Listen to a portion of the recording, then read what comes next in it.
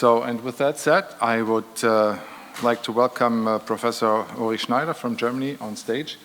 And he is the inventor and the brain behind the technique. And welcome. And we are curious. Mr. President, thank you very much for the kind invitation to present our latest data on this very interesting field. As Christoph mentioned before, I'm a co-inventor. The inventor is Thomas Greve.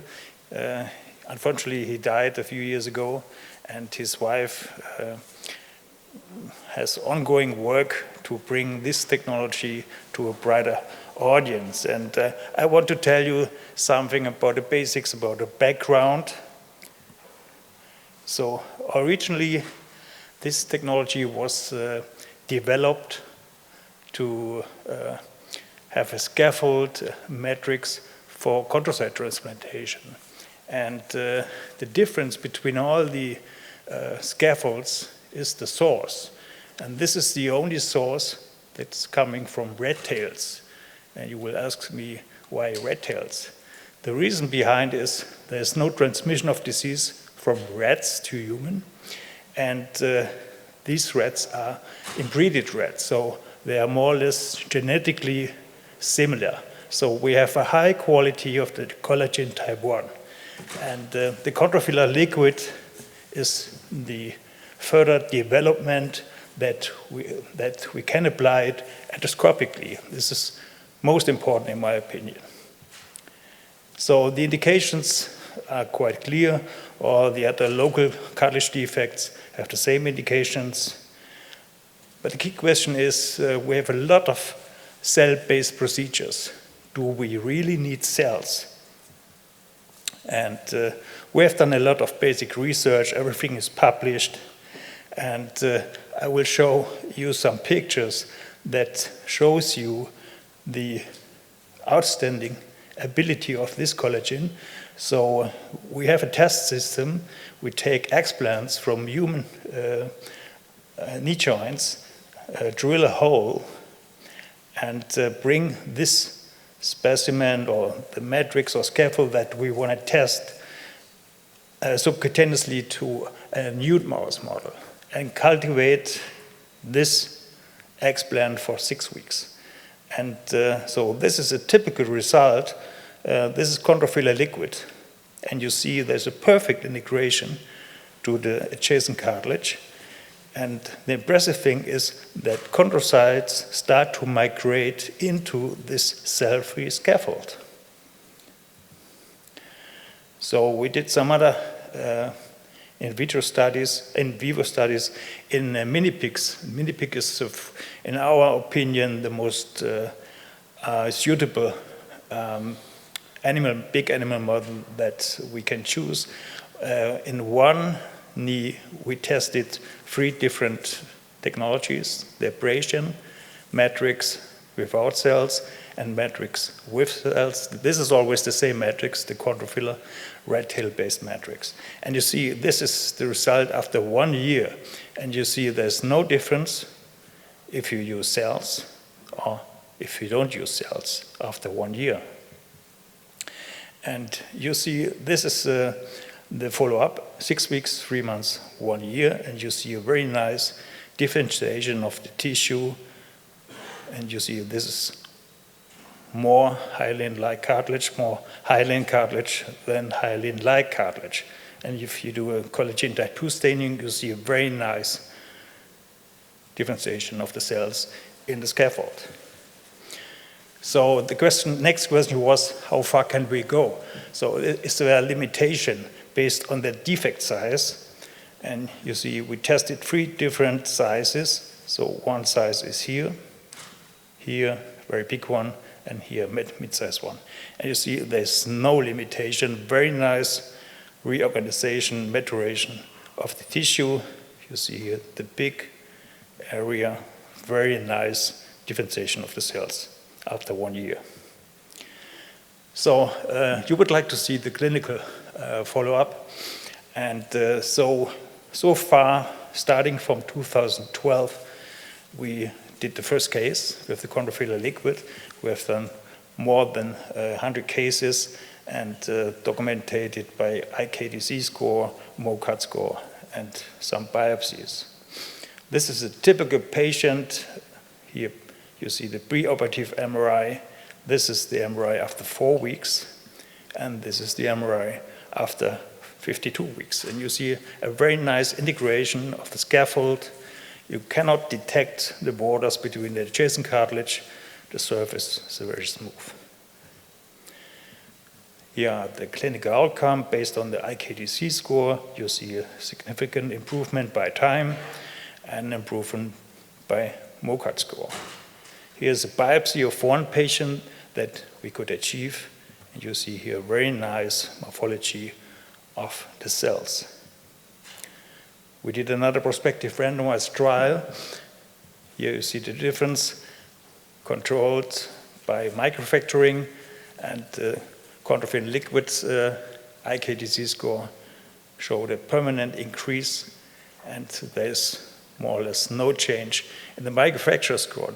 The problem with this study was that most of the patients refused to participate in this study after having all the information about the advantages of the ChondroFiller liquid instead of microfracturing.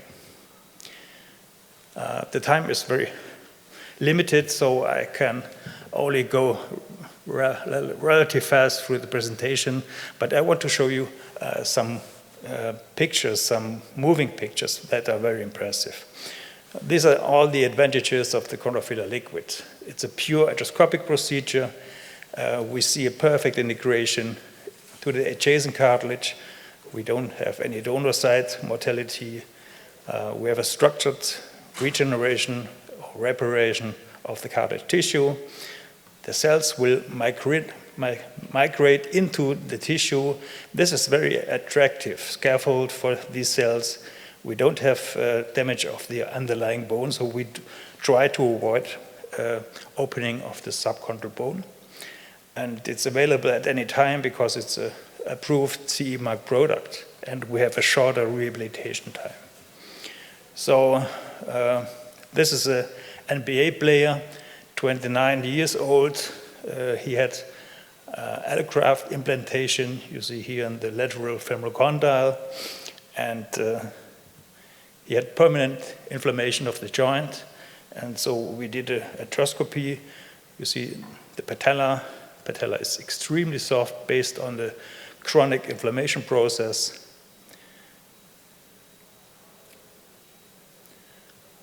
So in the trochlear growth, you see grade 4 lesion.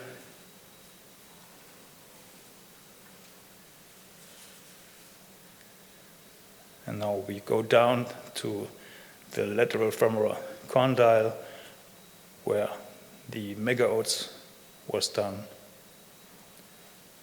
This is, you see here, there's only some cartilage left. The bony ingrowth was good, but the cartilage could not survive. So we have a lot of experts in the audience. What would you do?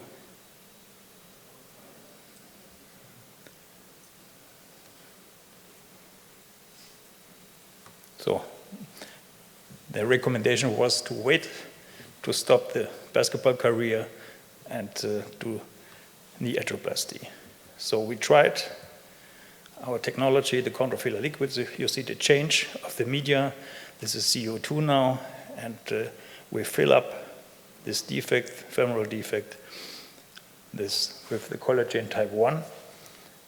This is a two-component collagen type 1 that will polymerize within 5 minutes. You see the adhesion forces are excellent, so you can fill up the whole defect area with this implant. So same we did in the trochlear growth.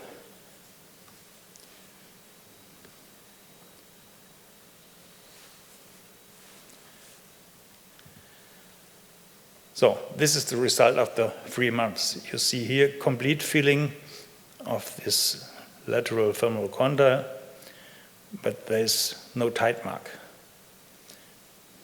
After 6 months, you see the tite mark appeared by time, we still have a perfect filling of the defect. You cannot see the borders between the implant and the adjacent cartilage. There is a nice maturation of the cartilage.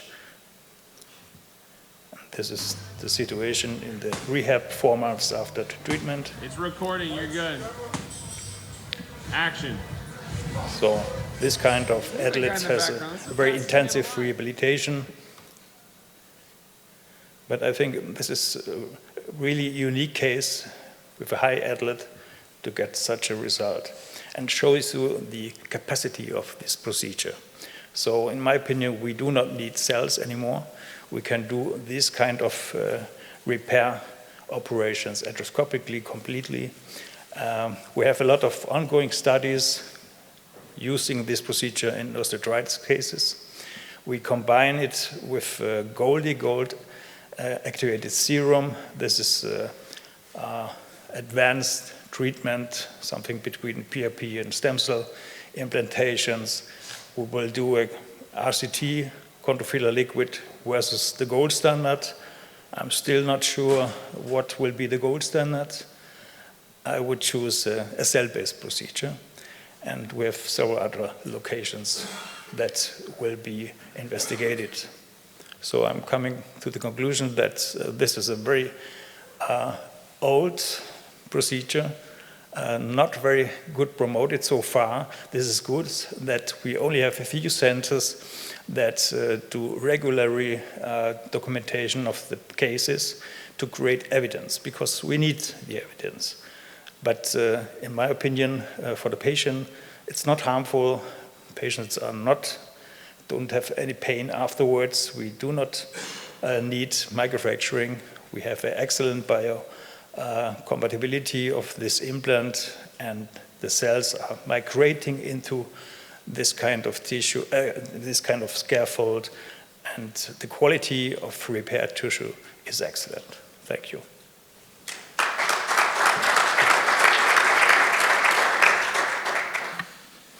Yes, this looks magic, to be honest. I'm wondering, you mentioned that the chondrocytes migrate into the scaffold. Are those chondrocytes which were left in the defect, or are those chondrocytes which got developed by MSCs? The problem is we cannot mark the chondrocytes, so we have quite good studies based on animal studies, but it's always not easy to transfer the knowledge of animal studies to the human situation. But for the patient, it doesn't matter. For the patient, it's important that have a full range of motion, is pain-free, can do the activities they did before, and it's an academic discussion where these cells are coming from. Yeah, we are a little bit of an academic society, so I allow myself to ask questions. Are there any questions from the floor? Yes, please. Hello, I have 2 questions. Did you use this procedure only to the knee joint or to the other joints as well? Because the knee is very transparent. And the second one, what is your longest observation of these procedures? Can you mention the year or the month? Yes. So the first patient I showed to you was the first patient, and this patient was operated 10 years ago. So we have maximum 10-year results. And on the other side, we treat all kind of joints. We will hear about that later on. What mean not all kind of the joints? Can you mention these joints? It's a hip, ankle, and so on and so on. Yeah, so we do hips, we do, later on we will have a presentation about hips, and we treat ankle joints, we treat shoulder joints, and I know in Italy they treat finger joints as well. What do you think about the wrist and this part of the body? I think the risk is very limited because the acceptance of the red tail collagen is very low. We have tested in the beginning to get CE mark approval subcutaneous injections of this collagen, And collagen type 1 is a very old collagen. So the similarity between human and rats. The last one, I'm sorry. What is the weight bearing after the procedure? Okay, weight bearing. It's depending on the localization of the defect. If you have a defect behind the patella, it's enough to limit the range of motion to release the pressure behind the patella. If you have a weight-bearing area, you have to do partial weight bearing for 6 weeks. Well, typical. And I'm pretty sure that some of the questions will be answered after the next presentations. So brief question, brief answer. Yes. Usually there is a subchondral bone pathology as well. What did you do in these cases? Any associated micro drilling? We always do MRI before, because sometimes you don't see a change of the cartilage if you check only the surface, so you have to get the information what is in the subchondral area. If we have early stage OCD, we do drilling of the bone to get the bone revitalized, and if there's bone necrosis, we open the bone and debride the bone, fill it up with spongy bone, fresh spongy bone, and close it with the ChondroFiller. Okay, and then there's one more question, Dr. Yeah, Grandi. hi. I noticed that there were no safranose staining of your slides. So, what's the proteoglycan or aggrecan content, and have you done any mechanical testing? We have staining of the slides, so the most important staining is the collagen type 2 staining. And we had this staining in the animal studies and in the biopsy of the patient we did.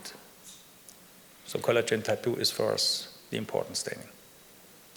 Okay, so thank you very much for now. And I will invite the next speaker on stage. We heard that we will be talking about the second joint now, the hip joint, and Dr. De Lucas Villarrubia from Madrid especially interrupted his Easter vacation on the Costa del Sol to join us here and present his data and pictures from the implementation of ChondroFiller in the hip joint. Please and welcome. Hello, good morning. My name is Jose Carlos. They told you I'm from Spain, from a hospital in Madrid. I am an orthopedic surgeon and with a special interest in sports medicine and very focused in hip preservation surgery. First of all, I want to be very grateful for the invitations to participate in this Congress, of course, and for the opportunity to show our work. I'm talking about the results of this matrix, this acellular liquid matrix in hip surgery in patients with femoroacetabular impingement with acetabular chondral lesions. Well, increasing knowledge in the past decades about the hip preservation surgery has made that hip arthroscopy procedures are now a very common procedure in our daily practice.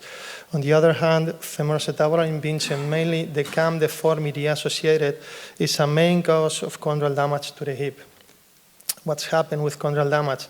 As in all other of our joints, the presence of a chondral lesions clearly worsens our results and clearly is associated with a faster progression to a joint destruction and the need for a total hip arthroplasty. You can see here a male 24 years old with an outside-in lesion due to a cam deformity. In a systematic review, Campbell said that the author breached grade 4 lesion and the age higher than 40 years had a direct relation to the development of a total hip arthroplasty. That's one of our patients 10 years ago. He has had 2 years prior arthroscopy, but we had to make a total hip prosthesis because another breached grade 4 lesion. It multiplies per 20 the risk of needing a total hip arthroplasty.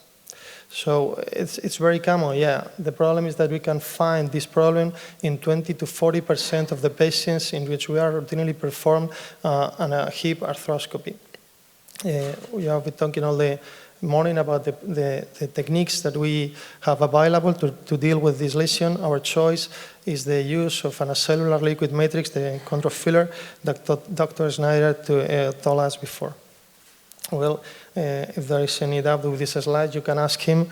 This is the things that the scaffold tries to do. It's a very ambitious response. We are trying to generate a biological response that generates in the last manner the proteins and the collagen of a normal cartilage. I think it's very ambitious, and we have to test it. Well, we have now operated on almost 70 patients with these higher 2 to 4 square centimeters lesions.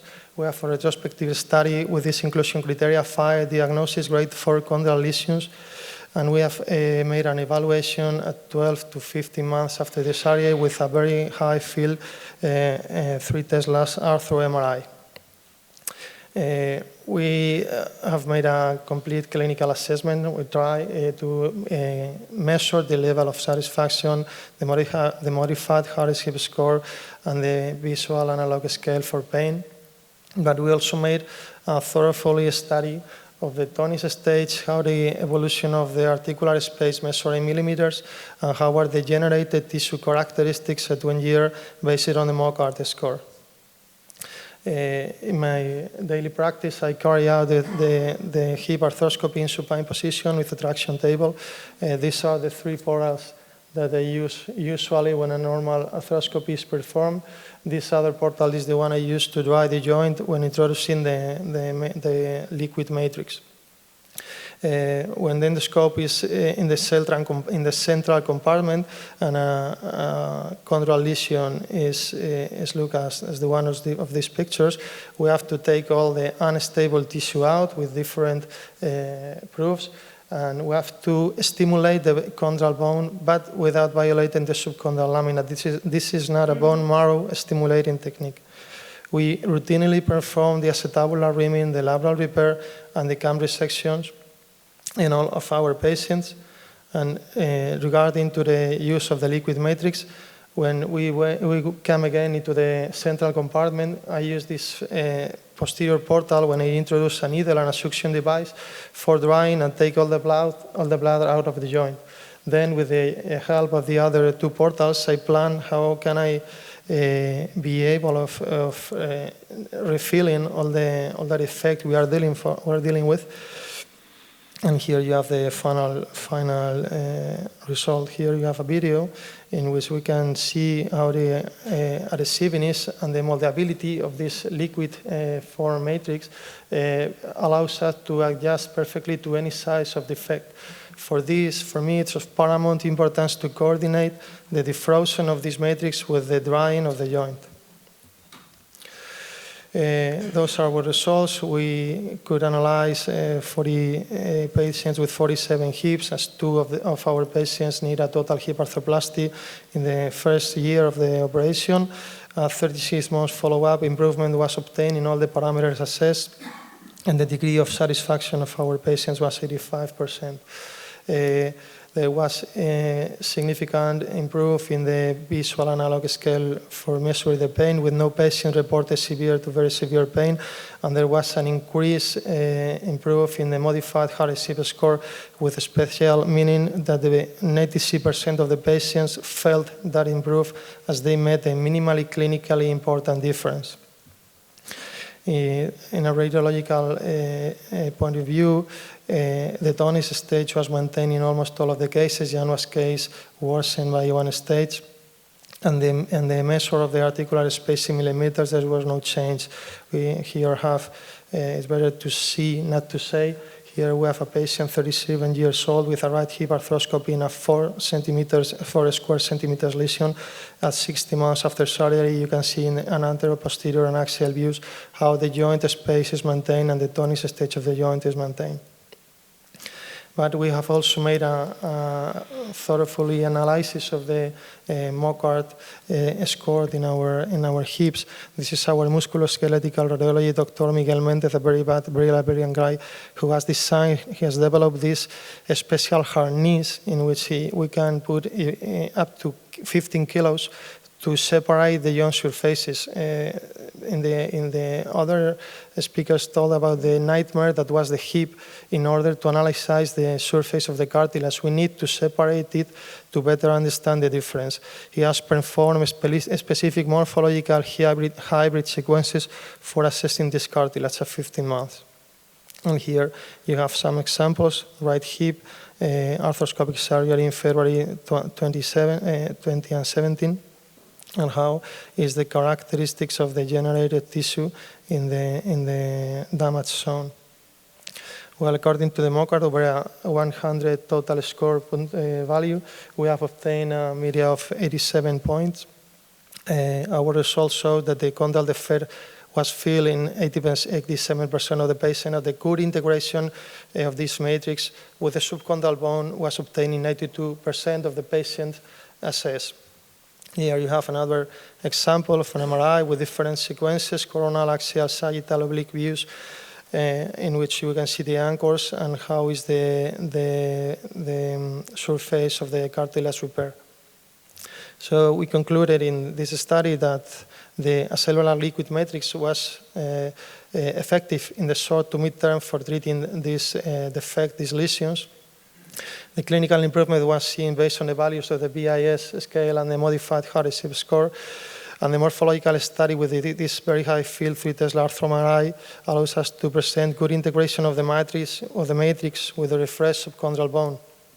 We have here another fantastic example for a patient operated 60 months ago, in which you can see how preservation is achieved. You can see in the upper view the difference between the joint, how it was and how it is, or how it was and how it is, also the resection of the cam deformity. But we haven't stopped in here. Now we're trying to establish the relation, if there is anyone, between the quality of the repaired tissue via the MOCART score and the final clinical result.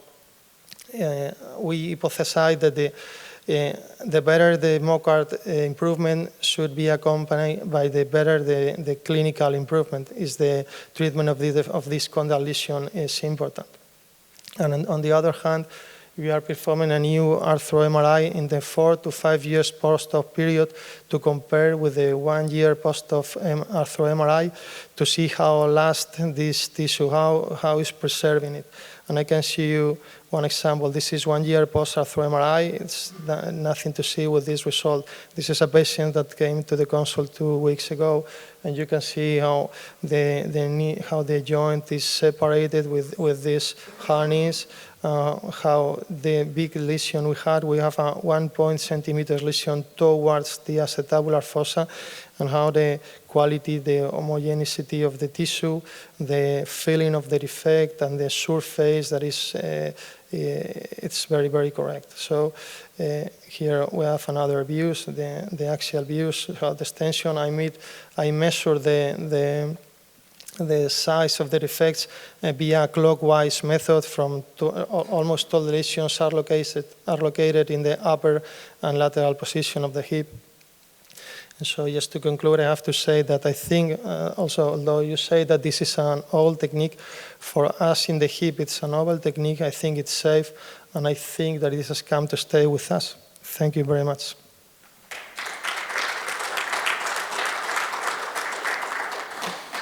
Thank you very much for those technical ideas and the importance of treating hip chondral defects, where we sometimes think, okay, that's kismet, we have to wait what happens, and you made clear that it might make sense to actually treat those.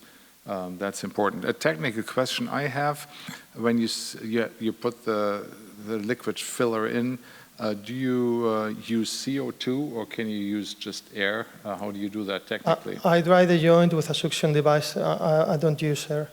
Just dry the joint, take all the liquid out. Okay. And that's why I think it's very important to coordinate the defrozen, because if you don't do it, it's not so adhesive and it can fall down. Okay, but there's no need for technical installation of CO2 no, I don't, pressure and things like that? I don't do it. Okay. Are there any questions regarding the hip joint? That does not seem to be the case, so thank you very much. I think some question might become at the end, and he will be available for specific questions. Thank you very much again. And Dr.L.Andriolo from Bologna will be the next speaker, and he will address some challenging clinical cases, and we might learn something about the technique and the pearls, maybe, of how to do that.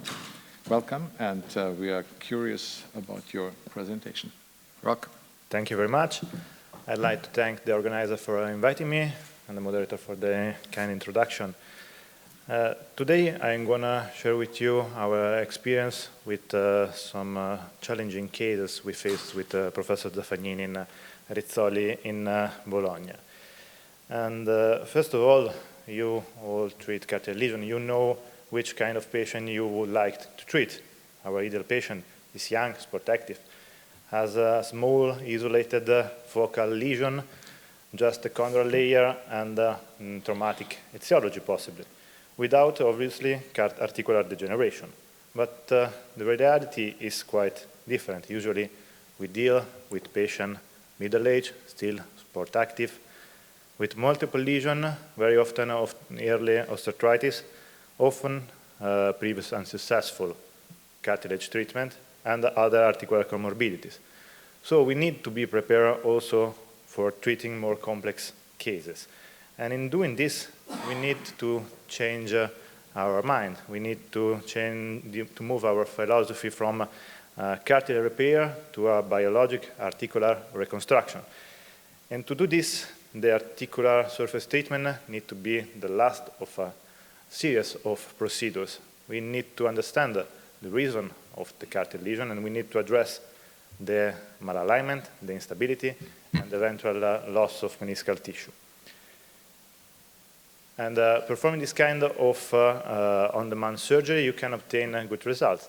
We publish the results in more than 40 patients treated with this combined method. And at 5 years follow-up, satisfactory results were obtained, especially in the younger population. Of course, the choice of the cartilage procedure you use is important. And as we saw before, ChondroFiller is a valid technique that provides already good preclinical and clinical results. It certainly has many advantages, like it is off-the-shelf treatment. It can be implanted in a one-step surgery with a short operative time and with an arthroscopic technique. The main advantages, as already said by Professor Schneider, is that we need to push more on the clinical evidence. We need more literature to support the clinical result. But at the same time, if a surgeon is happy with the results he obtained in the more easy patient, he will try, and so we did, we tried to push it also in more challenging cases. We tried to push the boundaries, and we did it both with more complex lesion, more challenging knees, and more demanding patient. And I will present you some cases. First of all, patellar joint. You know, it is a hard topic in cartilage surgery.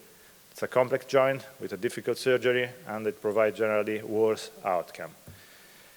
It is very frequent. More than 40% of arthroscopies show some grade of cartilage defect at the patellofemoral joint, according to Widuchowski. Of course, you don't need to treat all of these lesions, also because patellar lesions often are not painful. So we have to look to patient symptoms, and we have to remember that local change may lead to altered chondrocyte metabolism and defect progression. With that said, it is important also in patellofemoral to correct the instability and the alignment before the cartilage surgery. Like in this patient, 18 years old, female, with a chronic patellofemoral instability and anterior knee pain. She did not undergo previous surgery, and she presented also a patellar cartilage lesion grade 3.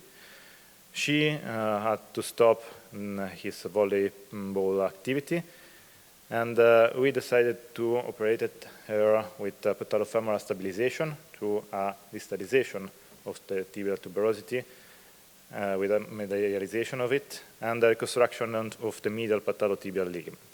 And moreover, we debrided the lesion and we implanted the ChondroFiller liquid in it. And after 1 year, we saw significant clinical benefit after surgery without patellofemoral instability.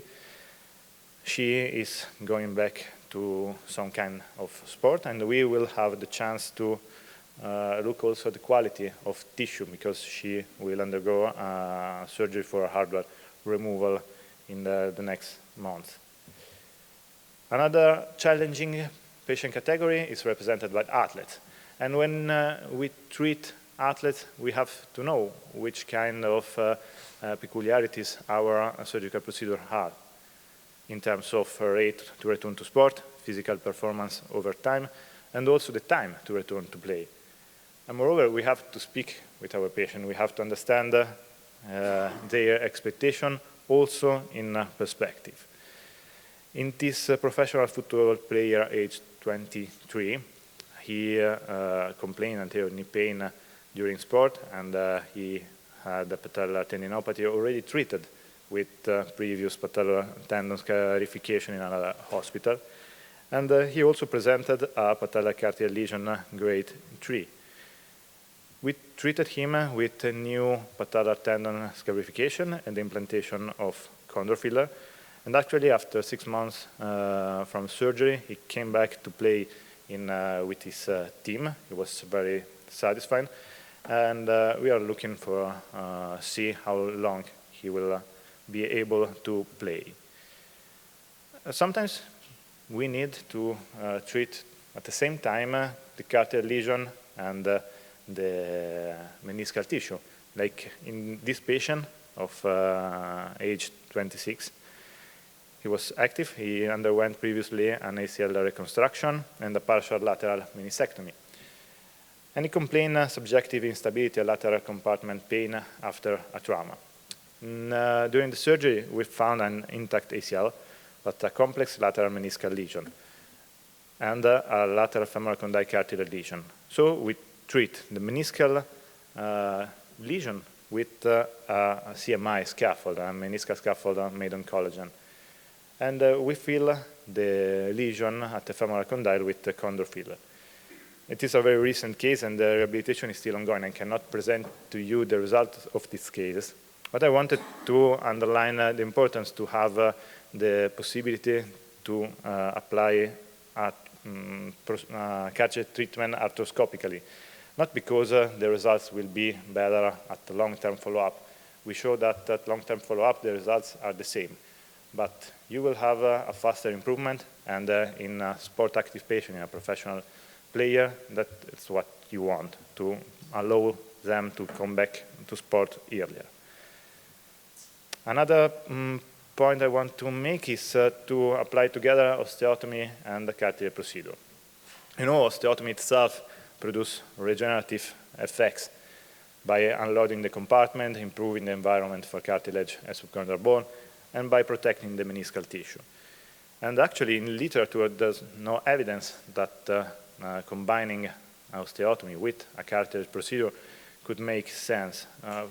Quite for sure for a microfracture, there's no evidence. Some doubt about ACI.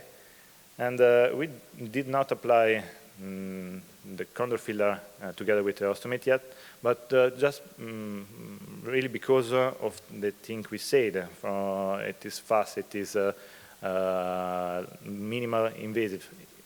We think it could be a good choice in this kind of procedure, and there is surely space for research. The last case is the most dramatic case we try to treat with this procedure. It was a 37-year-old patient with the previous patellofemoral realignment surgery and over 10 arthroscopies. On the contralateral knee, he had already a total knee arthroplasty, already revised for infection, and he complained persistent anterior knee pain, and he had also a large patellar cartilage lesion, 6 square centimeter, and patellofemoral osteoarthritis. For sure, the only option that makes sense in this case probably is arthroplasty, but at this age we tried to save the knee, at least to delay the arthroplasty, We made the Brainman procedure. We filled the lesion with ChondroFiller with an arthrotomy. But unfortunately, we did not have any benefit reported with this surgery. So maybe we pushed it too far. We found some limits. This kind of big lesion or this kind of patellofemoral osteoarthritis are not to be treated with this procedure and maybe no other cartilage procedure. So in the aim at pushing the boundaries, we learn some cases where we can dare to use ChondroFiller. We obtain good results for patellar defect and for athlete. And we also learn where to stop. It's not a procedure for every complex cases, and probably we should not use it for also deep osteochondral defects, for advanced osteoarthritis, too big lesion or kissing lesion. In order to understand the real potential for this technique, as we said before, I think in the next future, the most crucial role will be played by the area of research. And I think also that ICRS, with its registry, could play an important role in helping us with this. I thank you for your attention, and I'd like to invite you in Bologna in October for the focus meeting of ICRS on orthobiologic. Thank you.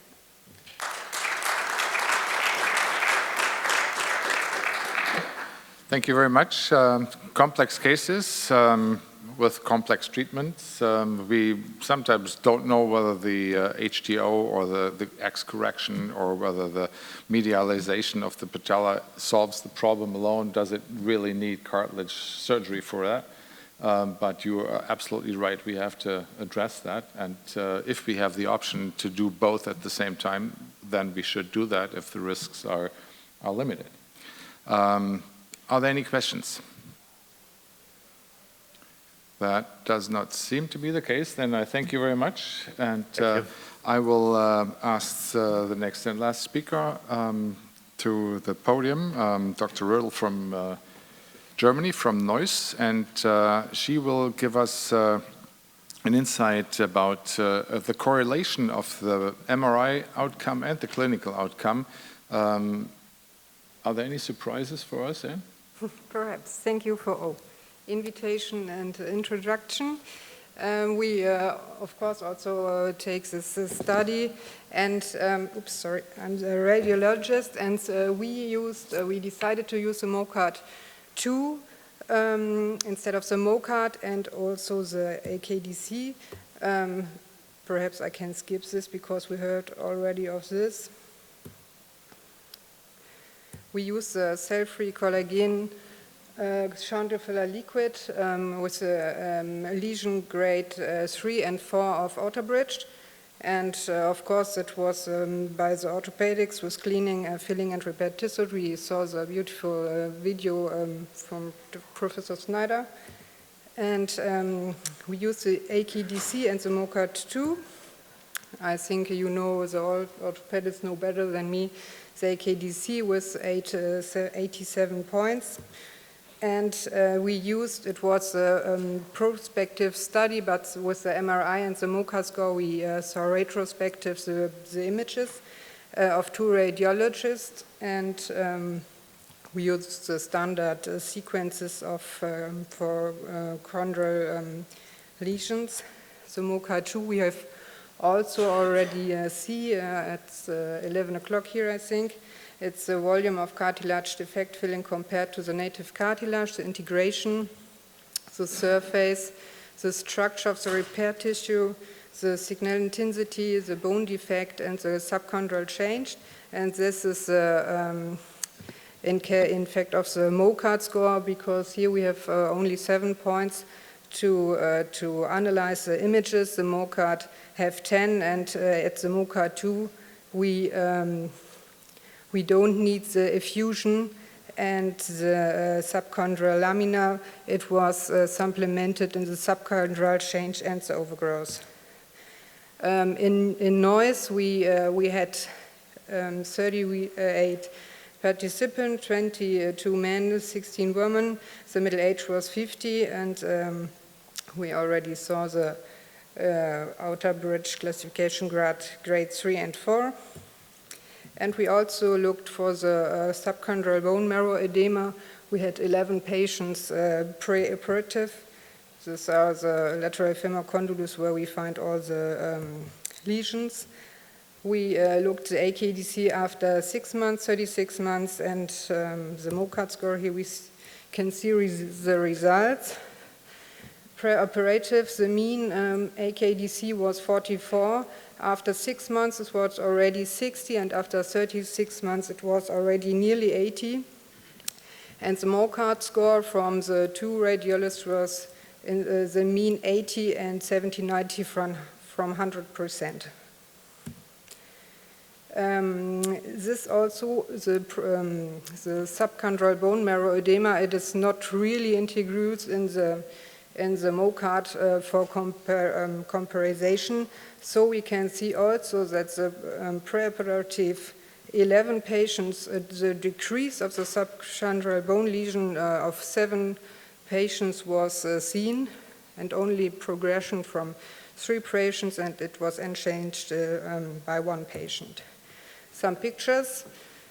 This was, here we have the lesion, relative focal, and after the ChondroFiller liquid we see a very nice integration and a very nice signal and a very nice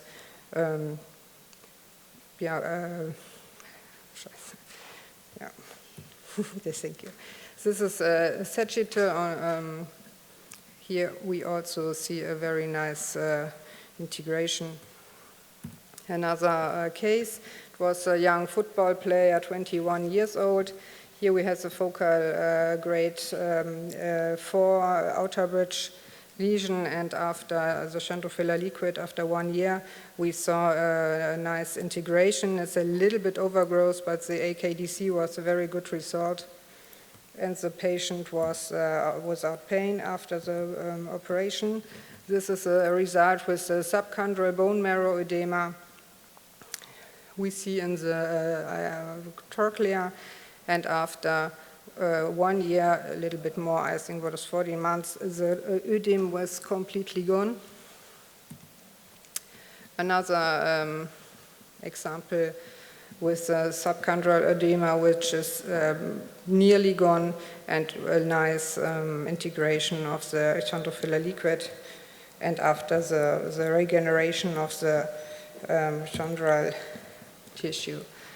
Another example here, it's a beautiful focal lesion with a subchondral edema. Here we can see the destruction, and after 1 year we have here the regeneration tissue with a beautiful integration with no subchondral edema. Another result, here we see a patient with a delamination at the lateral tibia plateau, and after the filler 1 year later we have a nice integration, no subchondral edema and no effusion.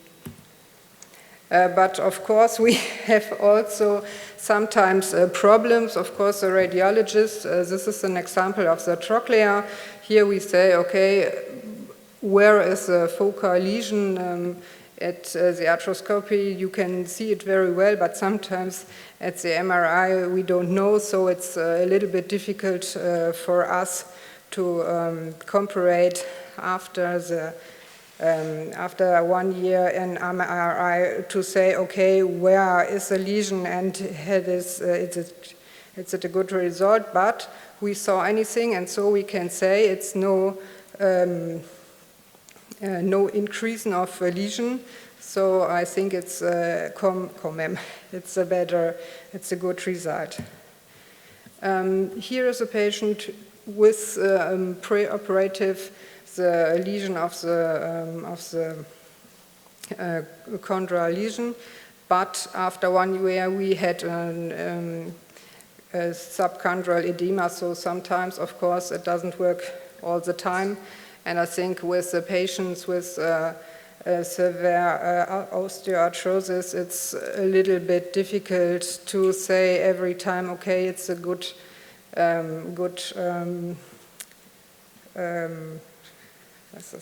a good result. Perhaps it's like you said, you have also treat the other problems, for example, the osteoarthrosis severe and the problems of the axis. Okay, thank you.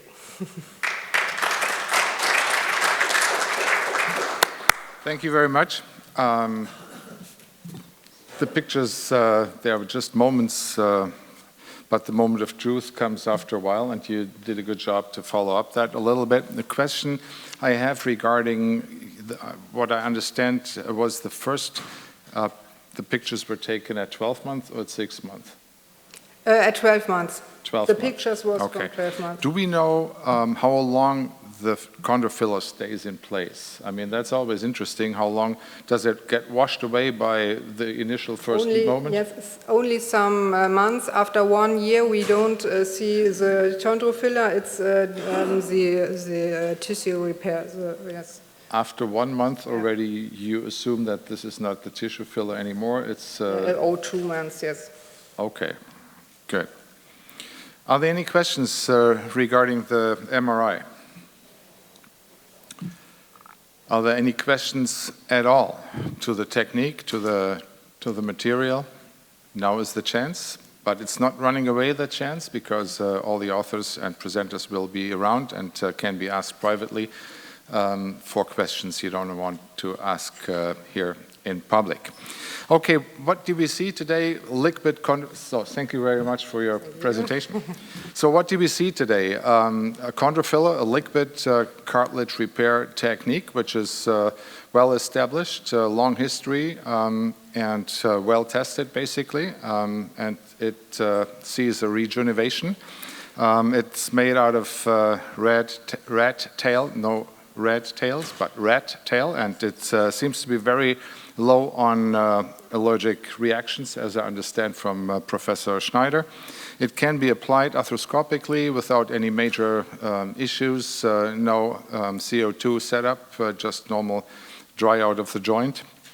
It can be done in locations, in different joints, in locations where we would otherwise have a hard time. For the tibial head, for example, this is always hard to put nails in, screws in, or sutures in. You have to rely on a technique which has some kind of self-adhesion properties, and so that would be an indication for that. We heard that you should not do that when the lesion is too large because you need the containment. You need a contained defect with solid walls, otherwise you have to construct something, and the results, as we heard from Bologna, are not as good if there is no containment. So look at that with an MRI.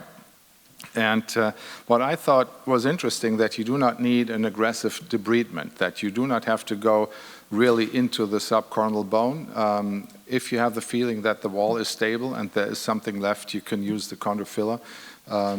And you can leave the subchondral bone intact if you think so, and if there is no much evidence of osteoarthritis. And this is, I think, quite good, because you don't want to destroy the subchondral bone plate if not needed.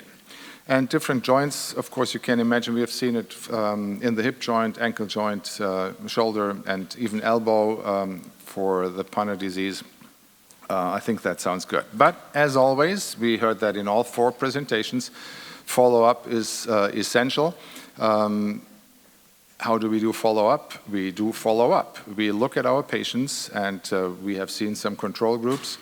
And in order to do follow-up, the registry, the German or the international ICRS cartilage registry might be a solution for that. You have access to the follow-up data of your patients, and you will see in the broad picture how does that implant perform in different countries and different indications. So follow-up is important for that new technique, which is still promising and maybe worthwhile looking at it. The details in your country, pricing, you will have to discuss with the the people from the company here. I can't say anything about that, but I think it's a nice technique, a good approach, and if you want to know more, ask the presenters.